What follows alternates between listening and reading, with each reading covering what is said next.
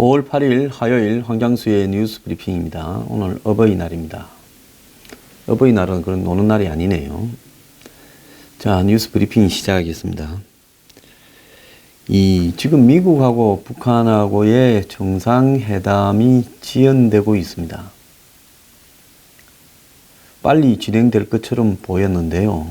거의 막판에 와서 매우 지연이 되고 있는데요. 지난 주말에 시간, 장소, 의제에 대해서 발표가 나왔어야 되는데 트럼프 미국 대통령이 호언장담하던 대로라면요. 근데 주말에 발표가 나지 않았고 지금 이번 주 중에도 발표가 날지 안 날지 지금 미지수입니다. 그러면서 이제 생화학무기 이야기도 나오고 CVID에서 PVID 이야기도 나옵니다. PVID 이야기가 나왔으니까 이렇게 하는 이야기인데요. 저는 CVID나 PVID나 별 다를 바도 없다고 생각합니다. 완전한 불가역적인, 그러니까 비가역적인, 그리고 검증 가능한 비핵화나 영원한 비핵화나 그게 무슨 그런 차이가 있겠는가 하는 생각이 듭니다. 다만 용어적 차이를 굳이 따지자면 PVID는 기술적인 인력까지도 다 감시를 하는 시스템을 이렇게 해야 된다라는 거죠. 즉 사람에 대한 다시 핵을 만들지 못하도록 하는 부분, 그리고 시설에 대한 완전한 불용, 이런 부분들이 좀 더 포함된다라는 부분인데요. 제가 그 CVID나 PVID가 같은 거다라고 이야기하는 거는 용어적으로 같다라는 말이 아니라, 개념적으로 같다라는 말이 아니라, 지금 김정은이 앞에서 CVID를 하거나 PVID를 하거나 하는 것이 무슨 의미가 있겠느냐 하는 겁니다. 왜?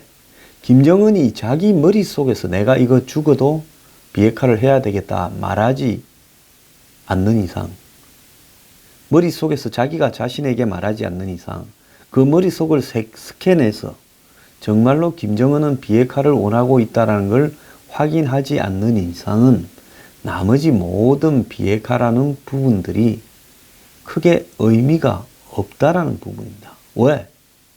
실제로 북한을 비핵화하는 것은 거의 불가능한 문제이다라는 부분 때문에 그렇습니다. 그래서 북한하고 비핵화를 북한 스스로가 항복을 하고 손을 들고 나오기 전에, 아니면 북한의 체제가 교체되기 전에 북한이 비핵화를 이렇게 하겠다라고 말을 하고 그것을 기술적으로 검증사찰하고 이런 부분은 그 방법에 대해서 뭐라고 용어를 정의하든 간에 실질적으로 핵에 대해서 아는 사람들은, 또 북한에 대해서 아는 사람들은 그것이 사실상 불가능하다는 거죠. 비핵화 한다 해놓고 다시 만들어 버릴 수도 있는데 PVID로 한다고 하면 북한의 핵 기술자와 인력들을 어떻게 하겠다는 겁니까? 미국으로 이민을 데려가겠다는 겁니까? 땅에 묻어버리겠다는 겁니까? 그래서 언제든지 다시 만들 수 있고, 그 다음에 북한이 없앴다 하는 것도 실제로 없앴는지를 검증하는 것도 불가능하고, 과거에 북한이 13kg가 있다 해놓고는 나중에 33kg가 나왔잖아요. 플루토늄이요. 그래서 북한이 얼마 있다라고 하는 말 자체도 믿을 수 없는 거고, 그럼 이것은 결국은 완전히 컴컴한 밤에 바늘 하나를 찾아라고 모래사장에 풀어놓는 것만큼 이 불가능한 게임을 하자라는 겁니다.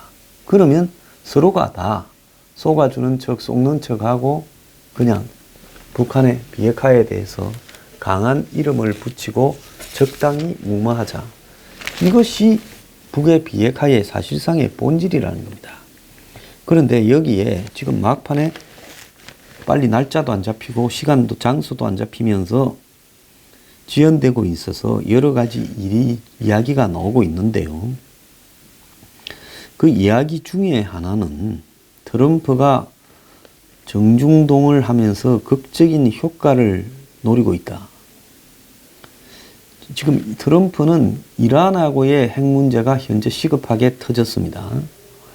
이런 상황에서 시간을 좀 지연시킨 다음에 하려고 한다 하는 이야기도 있고, 미국 행정부 내에 강원 충돌이 지금 발생해서 막판에 구체적인 방법론을 둘러싸고 미국 행정부 내에 강경파가 지금 소리를 크게 내고 있다, 이런 이야기도 있고요. 그 다음에 최근에 북한의 고위층 인사가 중국의 대련으로 가서 중국 사람들 누구를 만났는데 그것이 지금 이 회담에 영향을 미치는가 하는 이야기도 있고, 미국이 마지막에 생화학무기니 PVID니 이렇게 조건을 상향을 하니까 북한이 반발하는 이야기도 있다, 이렇게 여러 가지로 터져 나오고 있습니다.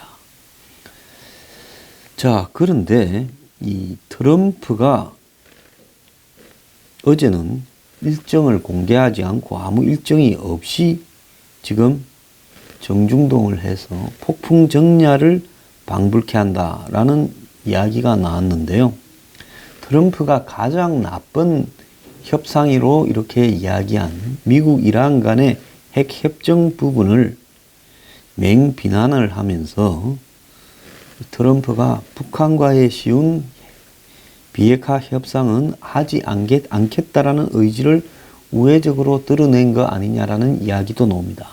리얼리티 쇼 진행자 출신인 트럼프가 극적인 효과를 노리며 시간을 끌고 있다, 이런 이야기도 나오는데요.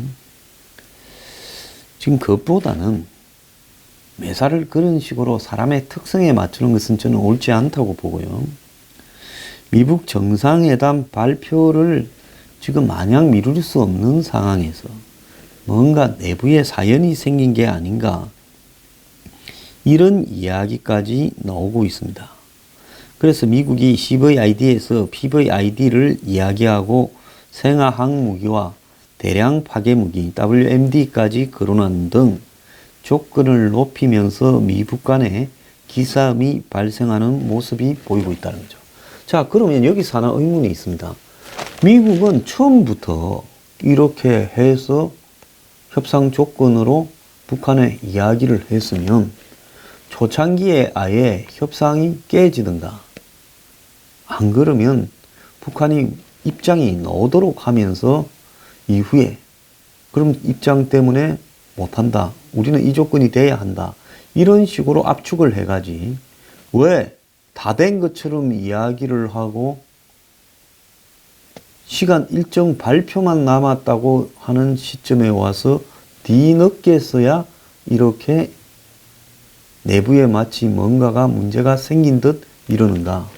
이 부분은 트럼프와 폼페이오 등이 사실상 두 사람이 중심이 되어 가지고 모든 일정을 끌고 나오다가 지금 북한과의 물밑 접촉이나 이런 것들을 다 끌고 나오다가 이제 협상 직전에 미국 내부에서 만약에 그런 식으로 협상을 하게 되면 큰 문제가 될 수 있다라는 지적이 등장하기 시작하면서 아마 트럼프도 부담을 느끼고 좀 시간을 좀 끌면서 미국 내부에 나오는 이야기들을 지금 정리하는 단계에 가 있는 거 아닌가.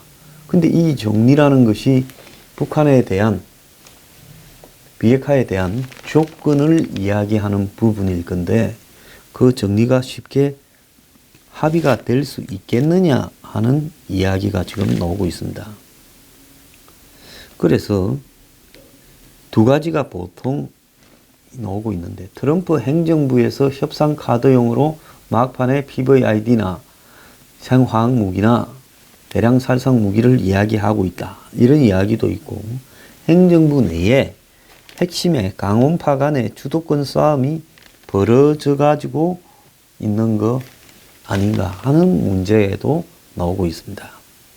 채널 고정이라 해놓고 채널은 고정했는데 프로를 방송하고 있지 않은 상황이 지금 벌어지고 있어요. 그럼 트럼프는 자신의 입으로 몇 차례 채널 고정이라 해놓고 스테이 툰드라고 했지 않았습니까? 그런데 채널 고정해놓고 뭔 소리 하는가 보니까 지금 방송이 안 나오고 있다는 겁니다. 자, 그런데 북한의 고위 인사가 지금 방중을 해서 중국과의 뭔가를 또 조율하고 있다는 겁니다. 자, 그래서 미국이 조건을 막판에 높인 데 대해 북한이 반발을 하고 또 여기에 대해서 북한이 반발하는 데 대해서 또 중국이 북한과 뭔가를 다시 조정을 좀 하자. 이렇게 이야기를 한 것 같아요. 그럼 중국은 뭘 노리냐? 나중에 제가 이야기를 하겠지만은 미군 철수를 노리고 있습니다. 예, 그래서 지금 미국 안에서는 김정은이 약해 보이는 상태로 협상에 나오려고 하진 않을 거다. 이 때문에 미국이 제대 압박을 하는 수사를 완화하지 않는다면 비핵화 협상이 지연될 것이다. 이런 이야기도 나오고 있고요. 트럼프 행정부 내에서 협상의 성공을 원하는 트럼프의 강한 이런 즉 이 자존심이라든지 자기 정체성이라든지 이런 것과 협상이 실패할 경우 군사 옵션까지 염두에 두고 있는 강경파와의 사이에 문제가 있는 게 아니냐, 이런 이야기까지 나오고 있습니다. 그래서 협상이 어떤 날은 다 된 것 같다가 어떤 날은 지금 거의 물 건너 가는 거 아니냐, 이런 이야기까지도 지금 나오고 있는 겁니다. 미국은 또 이 PVID 목록에 인공위성 발사도 중단해라, 이렇게 이야기를 했는데요. 지금 미국 내부에서는 북한에 대해서 어떻게 믿냐, 믿지 말고 또 검증하고 또 검증해야 된다는 이야기가 협상이 될 것 같아지니까 점점 커지고 있습니다. 그래서 여기에는 미국 진보 보수도 없이 다 그렇게 이야기를 하고 있어요. 린지 그레이엄 의원 같은 경우에는 미 상원의 강경파죠. 트럼프 대통령과 친한 사람인데요. 트럼프와 얼굴을 맞대지 않고서도 그래서 빠져나오려고 한다면 북한 정권의 종말을 이렇게 맞을 거다. 북한은 전현직 대통령을 모두 갖고 놀았지만은 트럼프를 갖고 놀려고 하면 후회할 거다. 이런 이야기를 지금 했어요. 트럼프 측근인 의원이니까 아마 트럼프의 마음에 지금 북한과의 모든 부분이 다 되어 갈 듯 하다가 이게 까딱 잘못하면 내가 온팍 덮어 쓰겠다라는 불안감이 막판에 들었을 거라고 보고 있습니다. 미 하원 군사위원장인 맥솜브리 의원은 폭스뉴스에 출연을 해서 핵탄두와 핵연료 미사일을 전부 북한 밖으로 반출하는 방식으로 비핵화가 가능하겠느냐 하는 질문에 매우 회의적이다면서 북미 협상이 깨지는 최악의 경우를 대비해야 된다라고 이야기를 하고, 이는 북한의 미국에 대한 미사일 공격 태세에 대해 준비를 강화해야 된다라는 걸 의미한다. 이렇게도 말을 했습니다. 이 패트릭 크로닌 미 신안보센터 아시아 태평양 안보소장은 인터뷰에서 북한 외무성이 미국의 대북 압박이 문제 해결을 어렵게 만들 거다, 이렇게 밝힌 것에 대해 본격 협상을 앞두고 트럼프 정부의 대북 기조를 흔들려고 하는 거다라고 하면서 북한이 공개적으로 이렇게 불만을 표출하면서 미국에 항의할 명분을 쌓아가고 있는 거다, 이렇게 말을 하기도 했어요. 그러면 지금 오늘 아침 동아일보에 났는데 북핵 검증 및 폐기에 등장하는 이 각 중요한 파트의 숫자를 한번 보자. 이 북한의 핵 사찰을 하려고 하면 IAEA의 전문가가 몇 명이 가야 되냐? 300명이 가야 된다. 근데 300명 가지고 턱없이 부족하다는 겁니다. 2배가 있어도 어려울 거다 보고 있어요. 북한의 핵 기술자보다도 숫자가 훨씬 많아야 된다는 거죠. 그 다음에 북한 핵탄두를 국외로 운반하기 위해 필요한 미군 수는 17만 3천 명에서 27만 3천 명이 필요하고 북한의 핵사찰 개시부터 종료까지 필요한 시간은 3년이고 자, 진짜로 한다고 해도 3년이라는 거예요. 그럼 미국이 6개월부터 1년이라고 이야기한 것은 애초에 불가능한 이야기를 그냥 내질러 놓고 한 것인가? 미국은 이런 부분에서 왜 이러는가? 진짜로 할 생각이 있으면 진짜로 하는 스케줄을 이야기를 해야죠.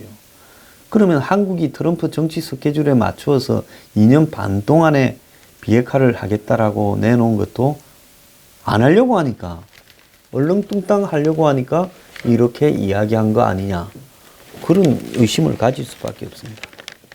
그 다음에 북한 전역에 퍼져 있는 핵 시설 수가 400에서 100개고 건물 숫자로 보자면 400개 건물이다. 그 다음에 북한의 핵 보유 수도 20개에서 60개라는 거죠. 미국 CIA는 20개, 미국 DIA는 60개라고 합니다.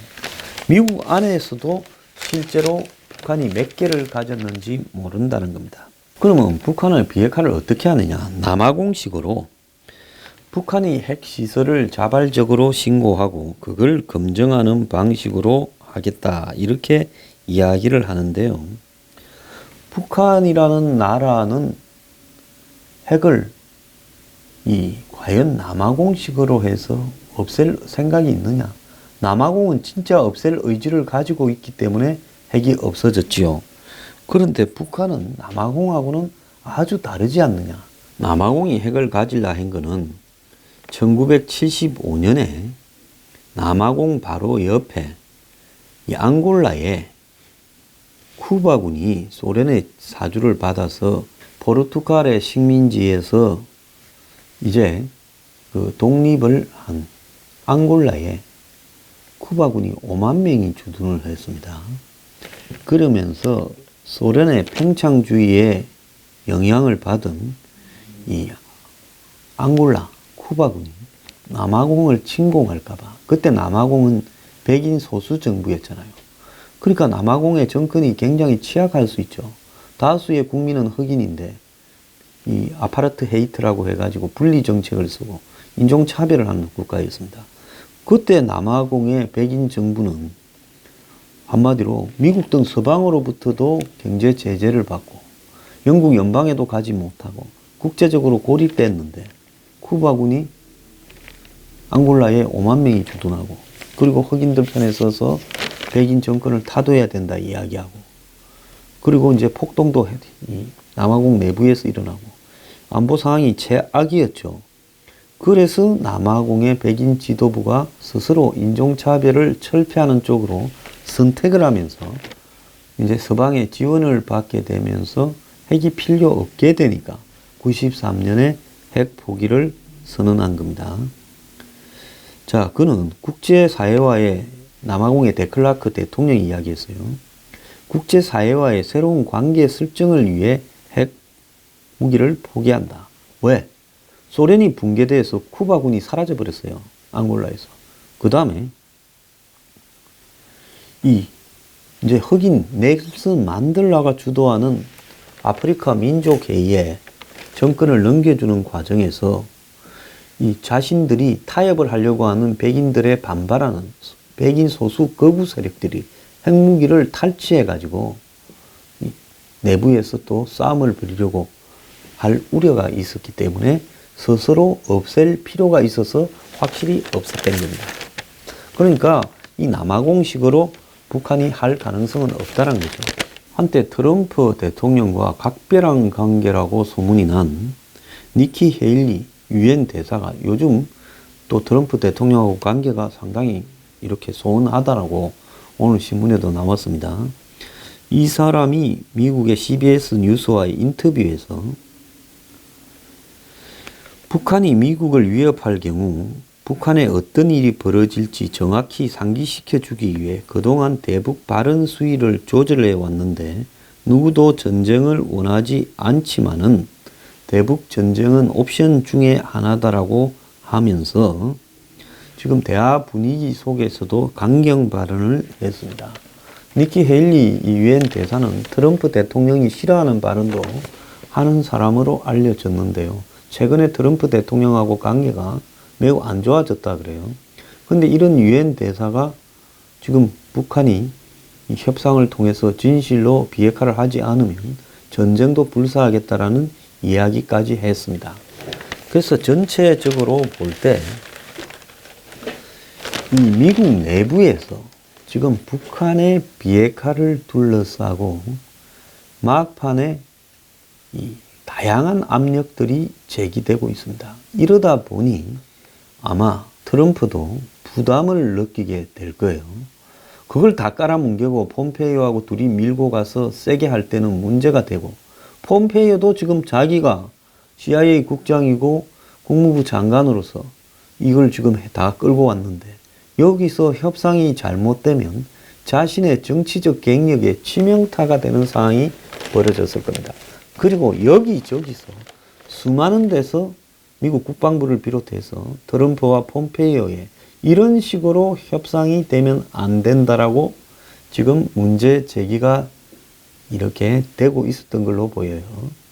이러니까 트럼프하고 폼페이오가 마지막에 여론 수렴을 하면서 그것을 북한 쪽에 또 흘리면서 좀 기준을 높이는 쪽으로 그렇게 지금 하고 있는데요. 이러다 보니까 북한하고 중국하고도 또 긴밀히 여기에 대응하기 위해서 만나고, 또 더 나아가서 북한이 미국에 반발하는 모양으로 나오고 하면서 막판에 순조롭게 흘러갈 것 같은 미북 정상회담이 지금 위기를 맞고 있는 겁니다. 한때 2년 반으로 해서 북한에 대한 이 종전선언과 평화협정을 들어주고 제재 압박을 완화하고 또 단계별로 한국이 경제 지원을 하는 부분을 묵인하면서 실질적으로 이 미북 정상회담을 마무리 지으려고 했는데, 그런 부분들이 지금 미국 내부에서 만만찮은 저항에 부딪히고 있고, 최근에 특별한 부분은 민주당에서 더 강하게 나오고 있다라는 부분입니다. 자, 트럼프 지금 이대로 협상에 들어가려니 그 이후에 벌어질 후폭풍이 좀 두려운 양상이 이렇게 지금 느껴진 것 같고요. 그래서 지금 고민이 많아진 것 같습니다. 자, 미북 정상회담 이 합의가 쉬울 것 같지가 않고요. 솔직히 합의가 나온다면 그 합의가, 저는 딱 깨놓고 이야기하겠습니다. 제가 뭐가 두려워서 말 못하겠습니까? 사기죠. 미국하고 북한하고 비핵화 합의가 나오면 그 합의는 미국 국민 속이고 한국 국민 속이는 사기라는 겁니다. 우리가 그거는 정확하게 알아야 되죠.